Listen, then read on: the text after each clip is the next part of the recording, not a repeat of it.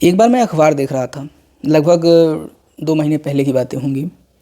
तो मैं सोचा कि चलो देखते हैं कि इस अखबार में कितना मतलब न्यूज़ ऐसा है जो अपने आप को प्रोडक्टिव बना सकता है। तो मैंने देखा उसके पहले ही पृष्ठ पर लिखा था कि सोना पहली बार 1.25 लाख के पार और चांदी 1.5 लाख के पार।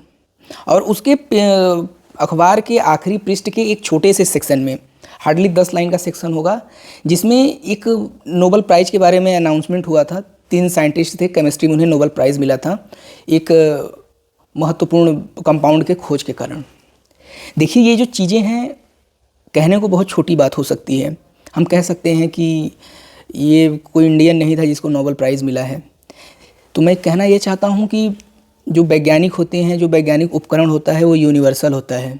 उस पर किसी भी देश का या किसी भी राष्ट्र का या किसी का भी व्यक्तिगत कोई अधिकार नहीं होता, वो उससे पूरी जनमानस लाभान्वित होती है। लेकिन जो मेरे लिए जो सबसे बड़ा हैरत में डालने वाली बात थी, या मुझे सबसे ज़्यादा जो चीज़ आश्चर्य की में डाली है, वो ये थी कि यहाँ पे जो वैज्ञानिक चेतना है उसको बल नहीं मिलता है।